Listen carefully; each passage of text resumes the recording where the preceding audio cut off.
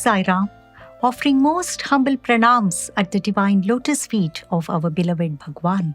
Harihi Om Tat Sat Shri SaiOrgAustralia. A blessed devotee of Bhagawan in the 70s, once after a hectic morning Guru Purnima celebration, he prays to Bhagawan, Swami, it's been a very, very hectic day. Please don't come for darshan in the evening. And then Swami says, do you think people come here to have my darshan? Absolutely wrong. It is I who is having my devotees' darshan. And then this devotee thinks like this, what? Swami having devotees' darshan? It is pure atishayokti, he thinks. Atishayokti means exaggeration. Then Swami immediately cuts his thought process and says, atishayokti? No. All these people come here at my behest, at my calling, so that I can go out and have their darshan. Do you think I look at their bodies? No, I look at their souls.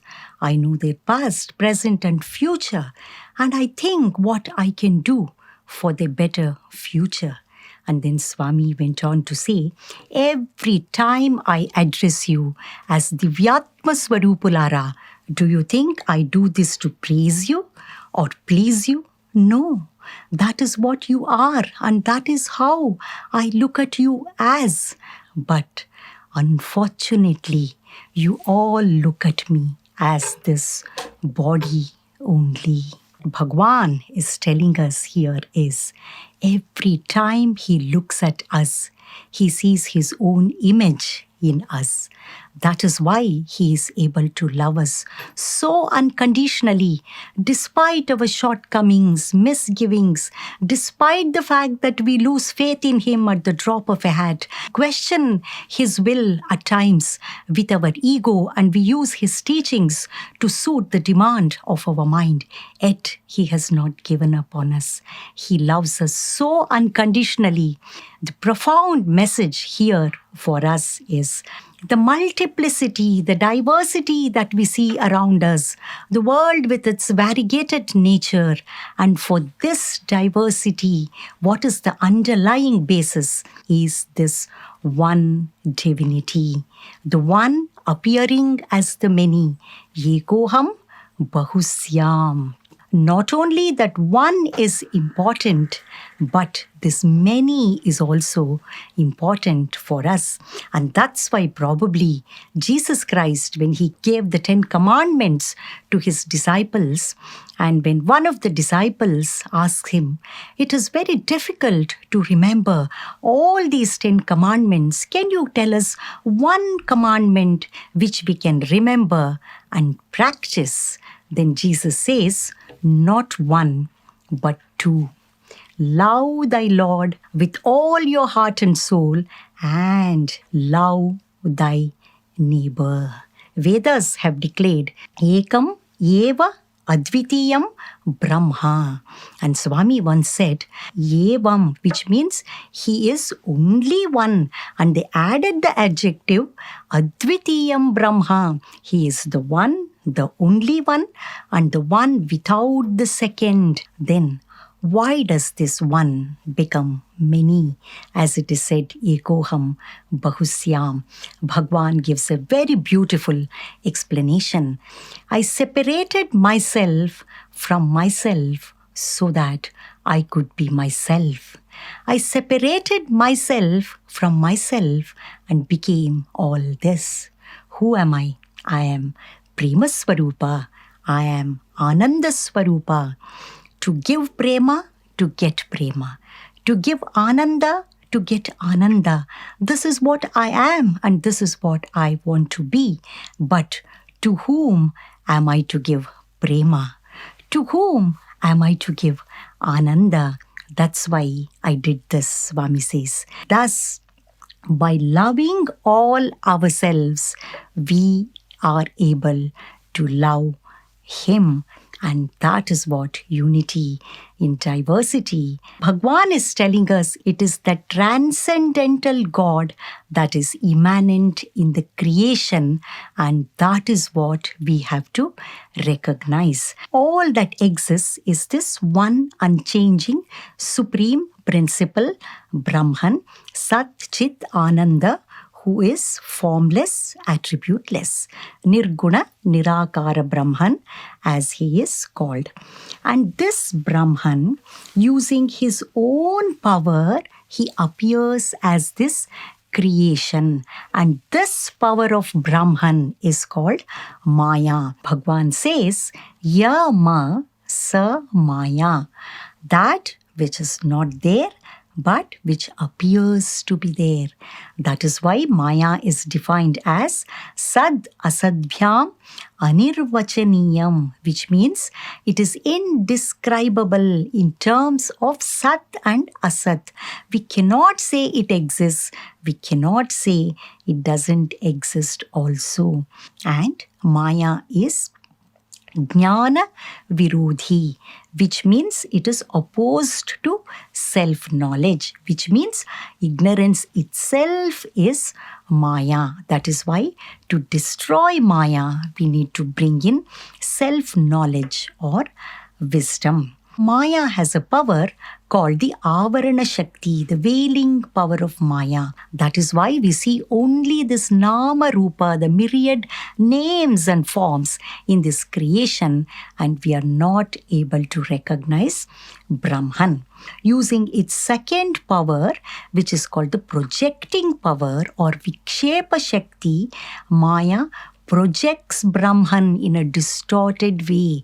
And the three entities it projects are Jiva, Jagat, and Ishvara. So this formless, attributeless, Nirguna, Nirakara Brahman, along with the power of Maya, becomes Brahman with attributes called Saguna Brahman. And this Saguna Brahman is nothing but God of conventional religion, Ishvara. It is this Ishvara brings about the creation. And the Maya that is related to Ishvara is called Vidya Maya, because it is full of Sattva Guna. All the purity, the knowledge, the spiritual seeking, the Satsang, the Guru that come to us, all that are there in this Vidya Maya. And Ishvara is not trapped in Maya. He is beyond Maya.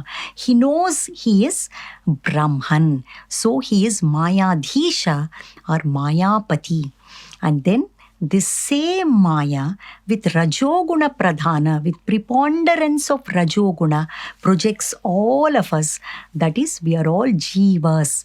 We have this sentience. We are aware of ourselves.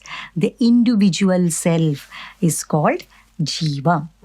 Then the same Maya in the cloak of Prakriti. Prakriti is another name for Maya only. It projects this world with Tamoguna Pradhana, preponderance of Tamoguna, and this is known as Jagat.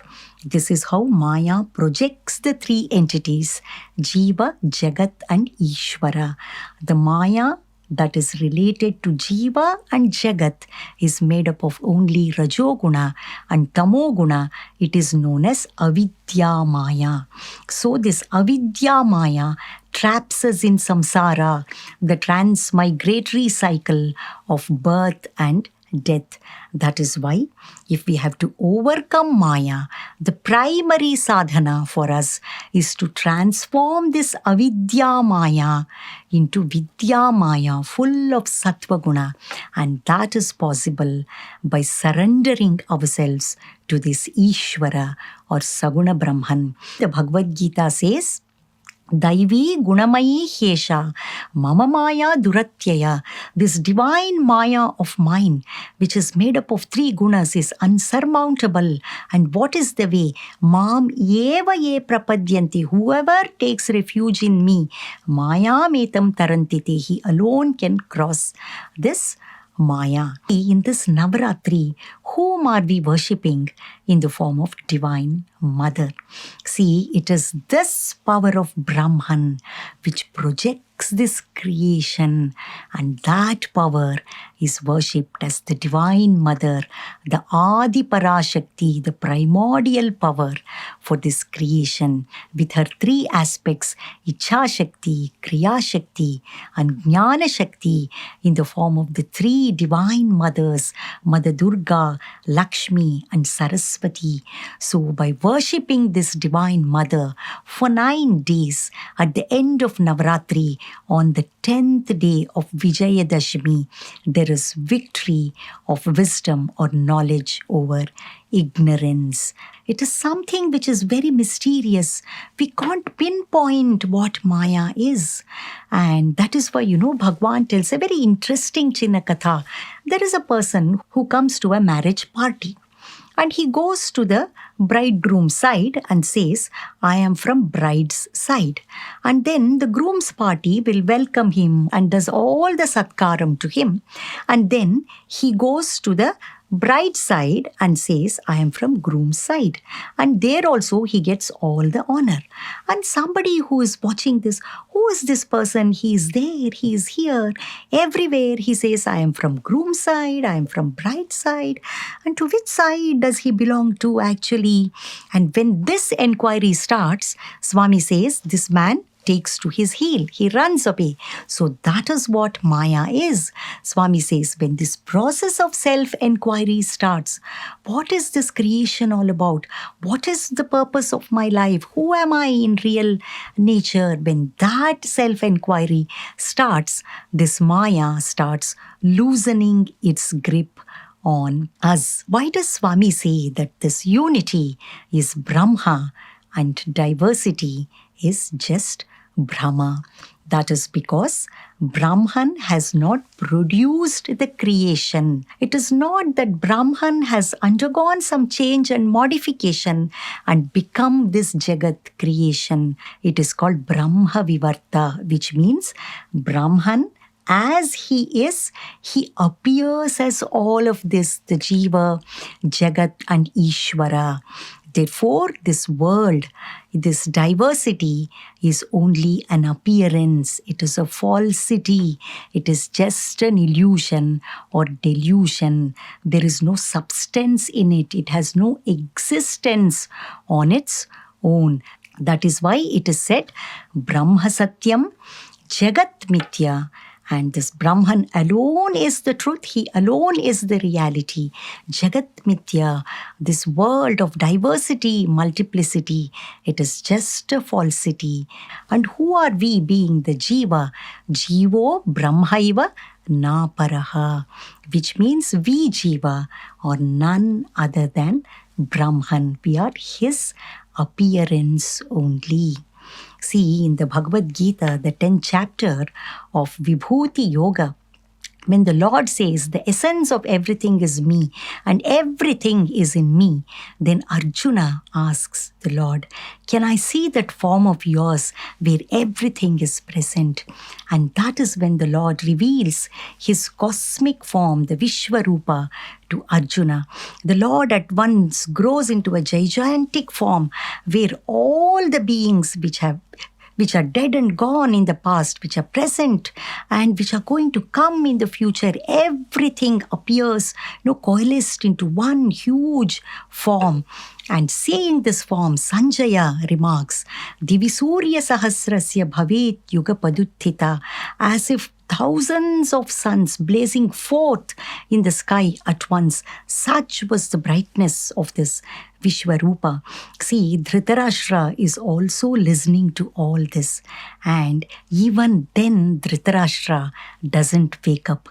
That is the power of Avidya Maya, the one steeped in Tamoguna and Rajoguna, which is nothing but attachment. And that is why Dhritarashtra was not only physically blind, he was mentally blind as well. The Gita falls on the deaf ears of Dhritarashtra, and that is the power of Maya. And this Arjuna, in fact, is frightened to see this form. He says, you take back this form. For me, this gentle, beautiful form of yours is enough. And in fact, to behold this Vishwarupa, the Lord bestows upon Arjuna the Jnana Chakshu, that is the divine vision. And that is how he is able to see this Vishwarupa. And that is why Swami says, if we want to behold the cosmic form of the Lord, what we need is Samyak Drishti. Swami says, right vision. That's why Swami would often say, there is no Srishti dosha, there is no defect in the creation. Your vision is defective. There is Drishti dosha. That has to be set right. Once a blessed student was traveling in car with Bhagawan, and then Swami asks him, see, whatever form of God you want to see, I will show you now. You want to see the old man, referring to Shirdi Baba, Swami says. And this boy very humbly says, for me Swami is enough and I don't want to see any other form. Then Swami says, yes, I know that, but still it is your chance, you ask. And this student says, I want to see Vishwarupa Darshanam. Then Swami asks him to look out through the window, and Swami points to all that is there in the outside world through this window. Probably men and women walking and animals on the road and even man-made constructions. And Swami points to all these and says, Vishwarupa Darshan dekhna chahta hai, roz dekhta hai, samajh mein nahi aata. So what is the sadhana for us and what are the obstacles? When a student asks Swami, Swami, you say that we have to focus on unity, but the mind always runs to diversity. Why, Swami? Swami said, Ye lokamantha zero. Only one, that is God, has value. But unfortunately, people give value to that which is valueless. They forget this one God. And why does this happen to us? It is because we are constantly operating out of a predetermined default mechanism in us, which is called the Vasana mechanism.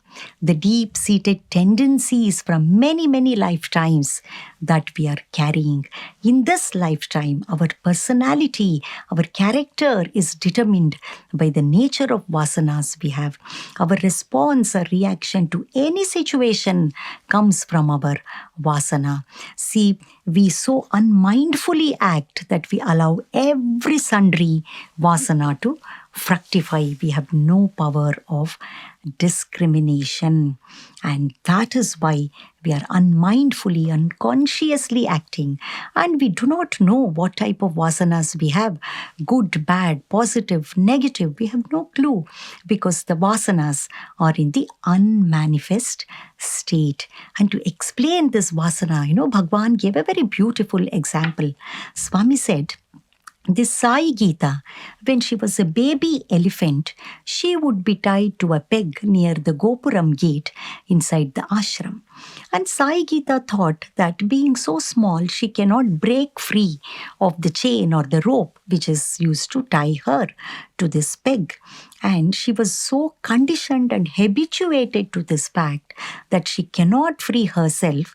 Even when she grew into a big elephant, when she had the might and strength of a huge elephant, she never attempted to break herself free. And Swami said, you are all like this, habituated to this fact that I am this body, I am this mind. Swami alone knows how many millions of lives we have lived as this body and mind. And Swami says, even when Guru comes and tells you, you're not the body, you are not the mind, you are God, it is very difficult for you to even imagine that. So that is the vasana. We have the loka vasana, the worldly tendencies, the deha vasana, strong identification with the body. And what is the way out?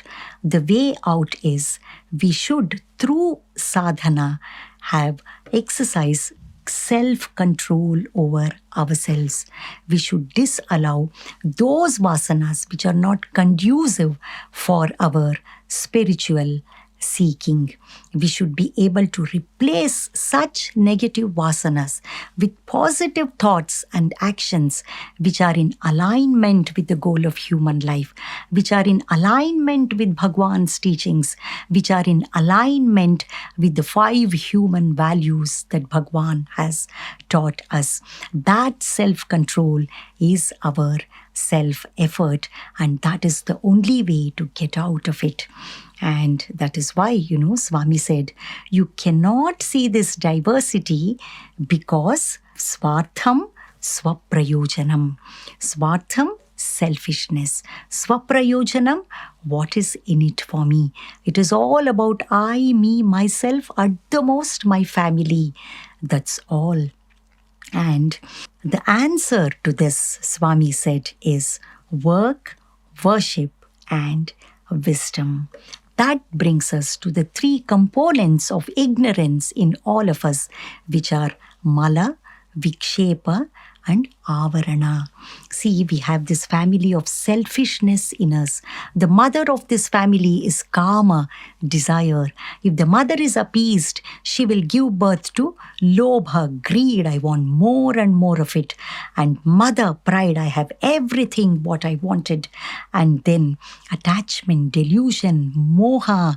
We are so attached to it. We think that our life comes, our happiness comes from this. And suppose this mother, kama, is not appeased, even then she will give birth to krodha, anger. And somebody else got it, I didn't get it, then what happens? This matsarya, that 5th child is born. So this mother of kama with all her children is called 6 inner enemies, or the Arishad Vargas. This constitutes Chittamala, the first component of ignorance in us. And not only this, the garbage that we are pouring into our mind constantly through the agency of 5 senses. In this day and age, there is no dearth of the source of such garbage for us. Probably, earlier days, we would say when we get up in the morning, Karagre Vasate Lakshmi, Karamadhye Saraswati. And now what is it? Karagre Vasate Facebook, Karamadhye Twitter, Karamule to WhatsApp, Prabhati, mobile darshanam. That is what our life is reduced to through all these social network sites. And this is the Chittamala. So the mind has to be purified. We should bring in Chitta Shuddhi. What is the prescribed method for this? Bhagavan says the assiduous practice of Karma Yoga. What is Karma Yoga? Performing every action in this attitude using 5 buddhis. The first buddhi is Svadharma buddhi. Whatever action I perform, it is based on this dharma. It is not because I am attached to it, I like it and I get something from it, I am performing, which means I am not performing out of mamakara, but mama dharma. It is my dharma to act this way in this particular circumstance. Swadharma buddhi. Then samarpana buddhi. Whatever action I perform, I offer it to the Lord. I not only worship Bhagawan in my altar through flowers and kumkum and so on, but I also worship Him throughout the day, through all the actions I perform in the worship, in the spirit of dedicated worship of Bhagawan. I offer it to Him as Naivedyam. See, when we do this, what happens is our own Chitta Shuddhi increases because we tend to purify every thought, word and deed of ours because we are offering it to Bhagawan. That's how Karma Yoga gives us Chitta Shuddhi. Then, while acting, Asanga Buddhi, I have done my best and left the rest to Bhagawan. Bhagawan is taking care. I give up my attachment to the fruit of action. Instead, I focus completely on the work at hand.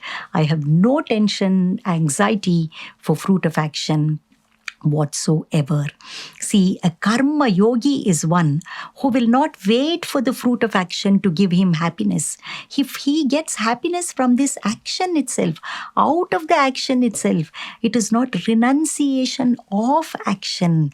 Karma yoga is renunciation in action, renouncing our attachment to the fruit of action.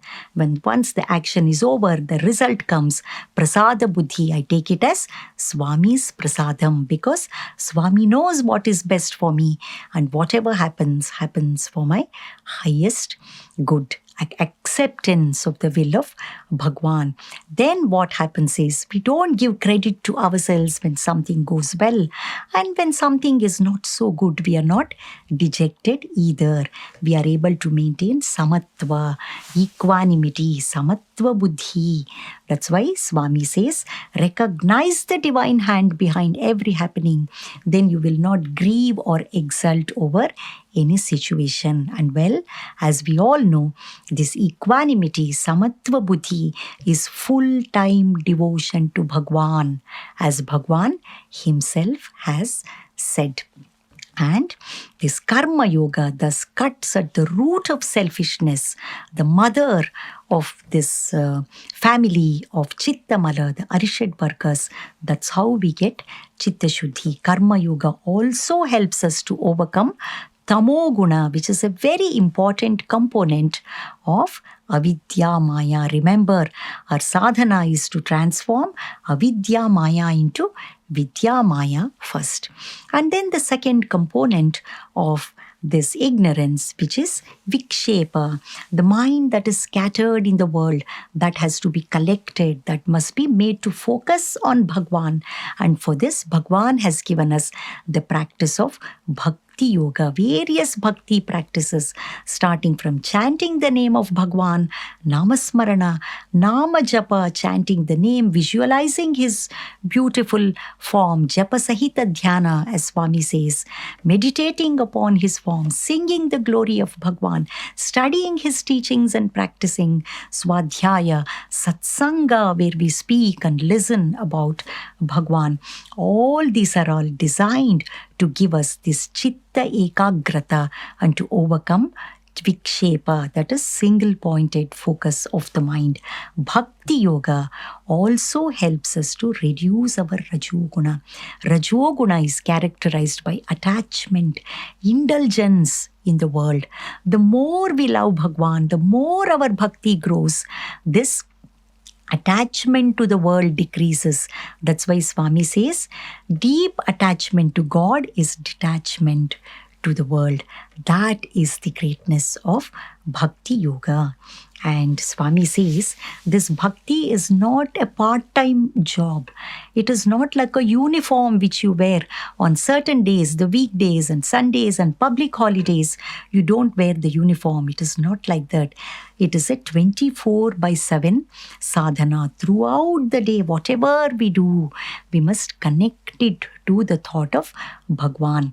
That's why Swami says, have these three practices. Always think of me, namasmarana, that is chanting the beautiful name of the Lord. Simplest sadhana, yet very profound sadhana, which doesn't require any qualification. Then Swami says, do all work as my work. So there is no difference between Sai Seva organization work, my professional duties, or the household chores, my hobbies. No, everything is his work. When Kasturi Garu retired from his service and when he wanted to come and serve Bhagawan in Prasanthi Nilayam, he gets an offer for the job of the director of All India Radio. And Kasturi ji humbly submits his prayer to Bhagawan. Swami, I don't want to take up this. I want to serve you here.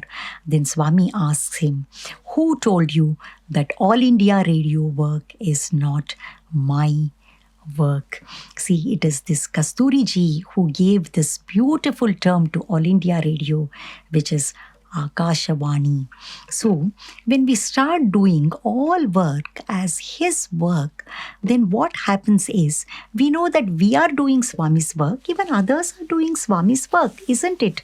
Therefore, the way we look at all our peers and all the people, that changes.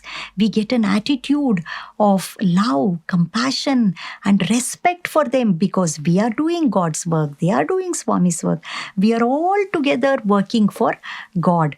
That's how we learn to keep aside our petty little differences and we learn to work in a cooperative way, coordinated way in the spirit, in the team spirit. What is team? Together, everyone achieves maximum.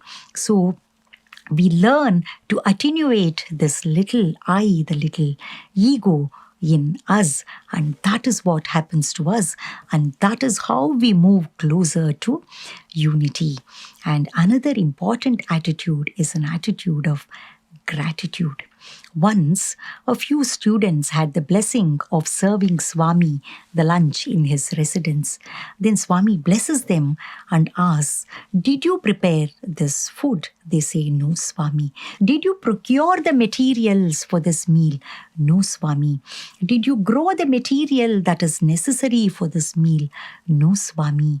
Then Swami says, "See, even in the simple process of a meal on my table, so many people are involved in this work. And here you are blessed to serve me and you are getting my blessings." So Swami said, how grateful you have to be to all those who are involved in this simple act of this food on my table. So this tells us the interconnectedness that we have in this creation with all the beings in the creation. That's why the Bhagavad Gita says, Sutre Manigana Iva, which means we are all like the different pearls of different shapes, sizes and color, but strung on this one sutra, one thread. The thread is invisible, this invisible thread of divinity that runs through all of us, that binds us all together.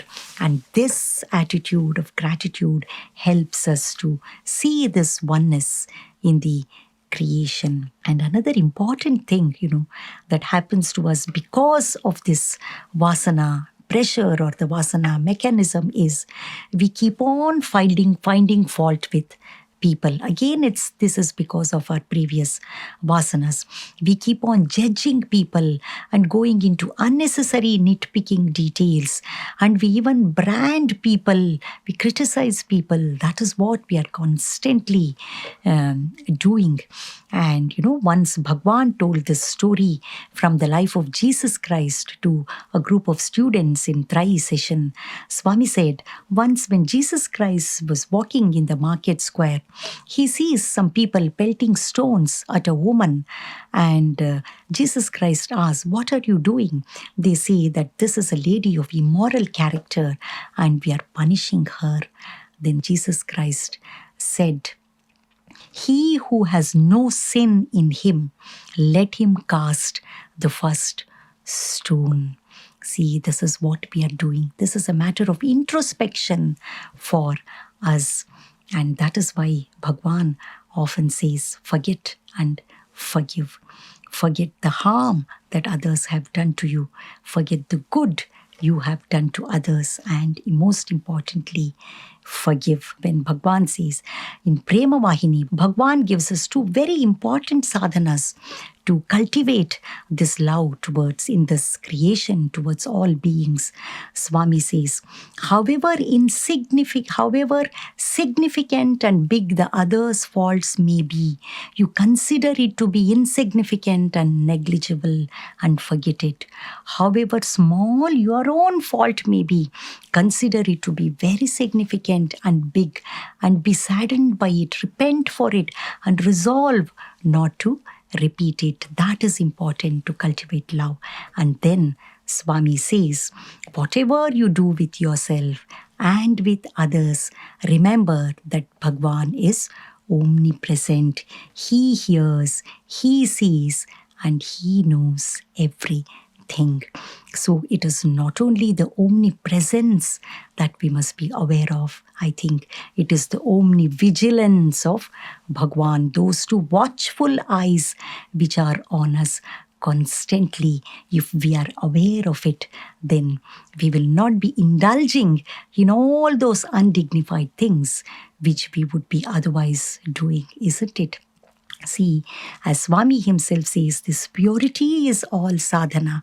Once the purity comes, everything falls in place. And that's why Bhagavan gives us these 4 attitudes in our day-to-day interaction. Swami says, with those who have the same mental wavelength as you practice this Maitri, friendliness. And Swami says, with those who are below you in any way, with them, you practice karuna, compassion. You help them as much as you can. Don't look down on them and don't ridicule them. And people who are above you in any way, Swami says, with them, don't be jealous of them. Practice mudita, happiness.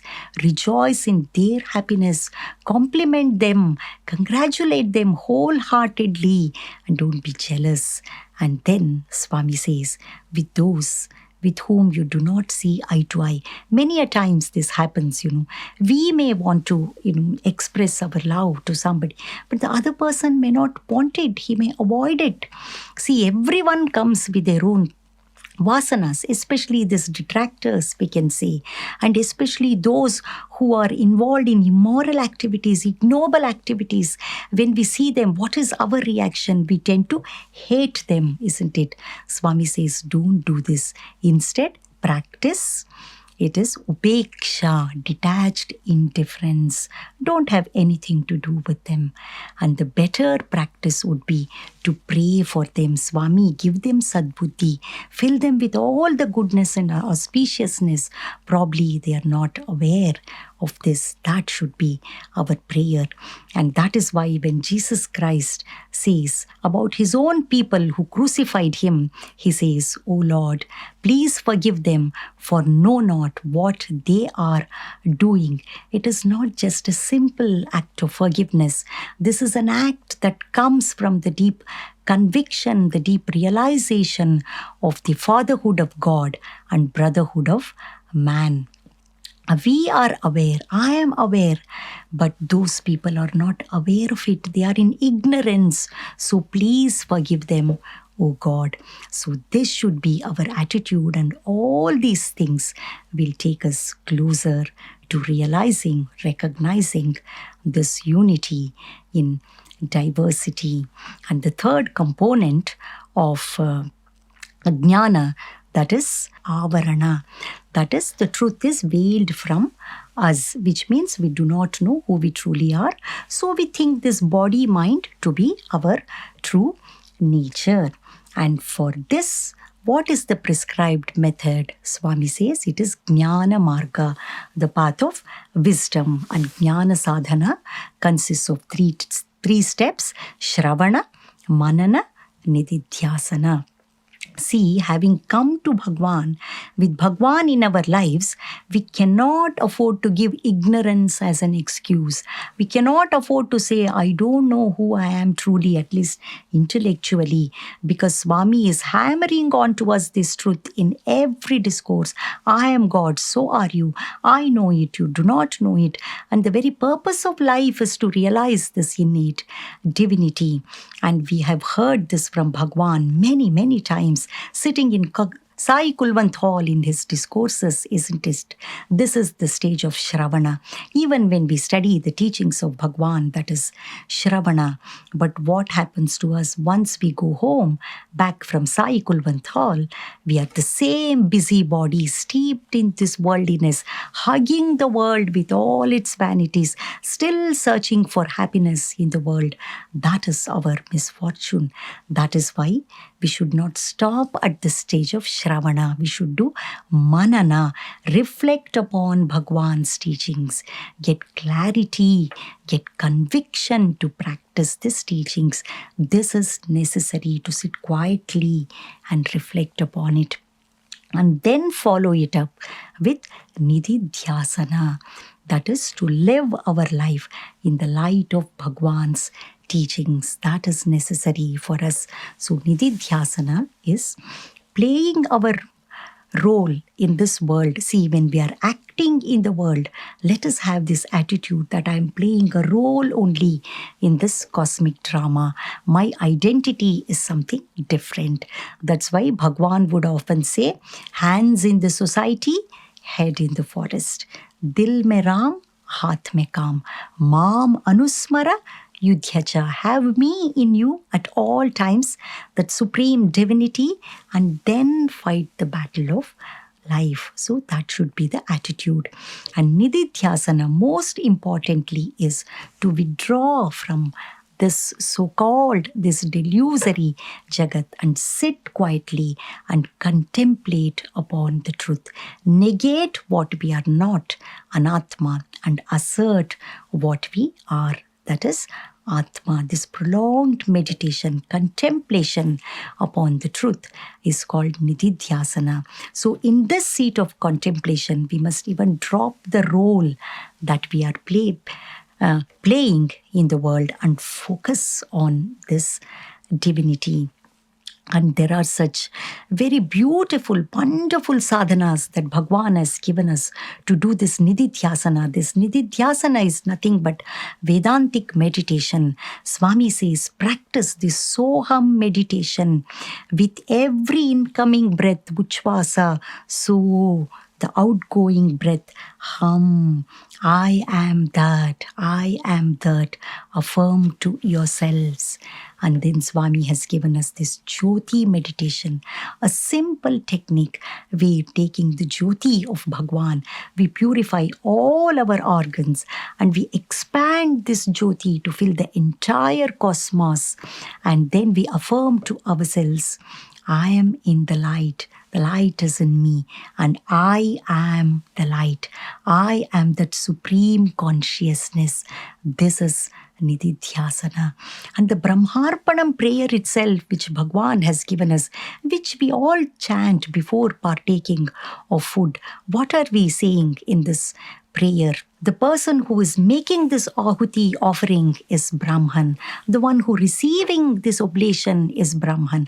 The fire into which the oblation is made is Brahman. And the offering, the ahuti itself is Brahman. And thus one who sees Brahman in all actions, he verily becomes Brahman. See, just think, if we are able to bring this Brahmarpanam attitude into everything that we do, we will be constantly seeing this Brahman everywhere.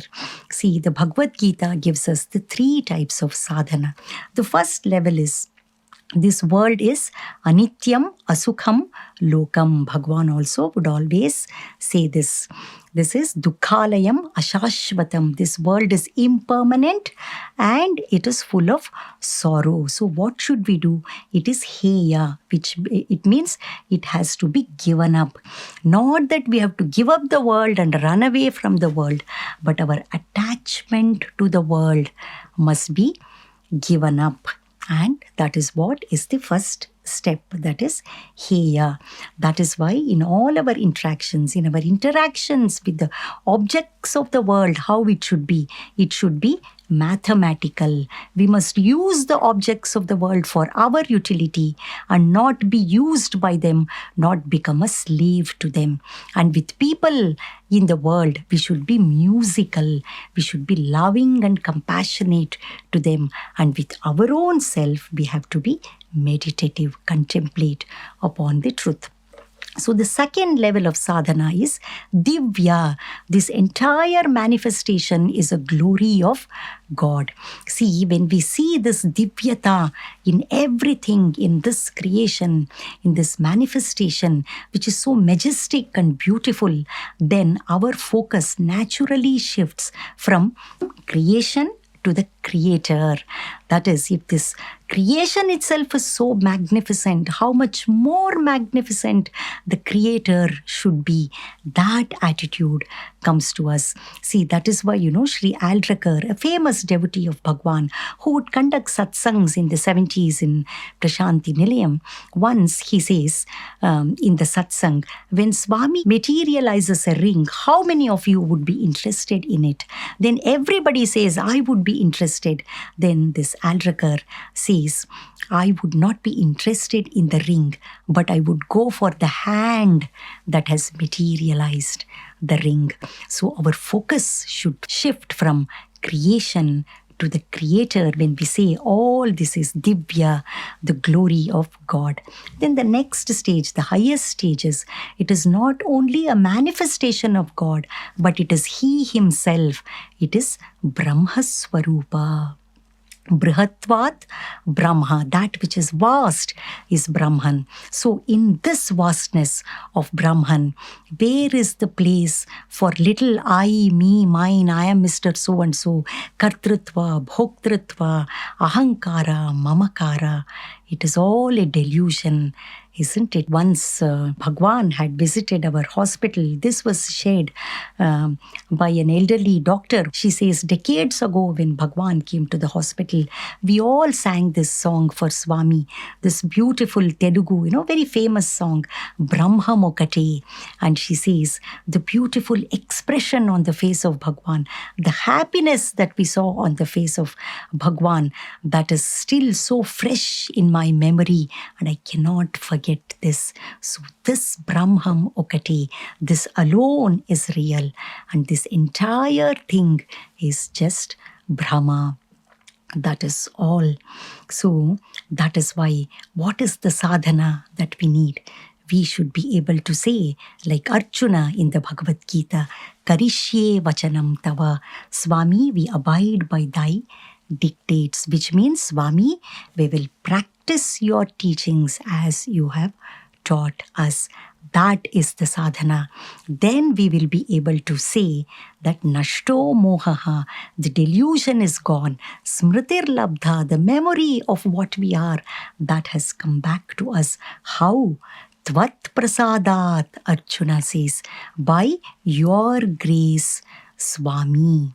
And see, for the 1988-1990 this MBA batch of students, Bhagawan had materialized a copy to each student of an old black and white photo, which you may all have seen.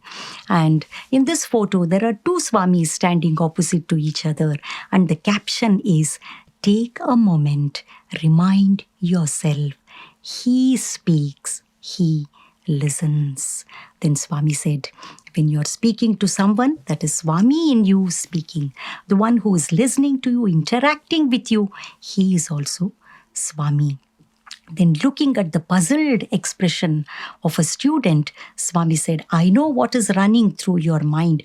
You are thinking, the Swami in me is good, but what should I do when the Swami in that other person with whom I am interacting, if that Swami is bad? Then Swami said, don't worry, even if the other Swami becomes bad, you retain your goodness. This be good, see good, do good is the sadhana for us, and rest is His grace and His grace alone.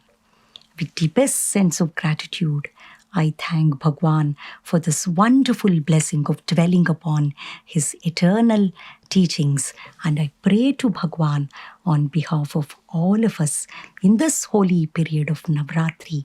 Let us all hold on to the lotus feet of this Divine Mother, Sai Ma, because Sai Ma alone can get us out of this Maya.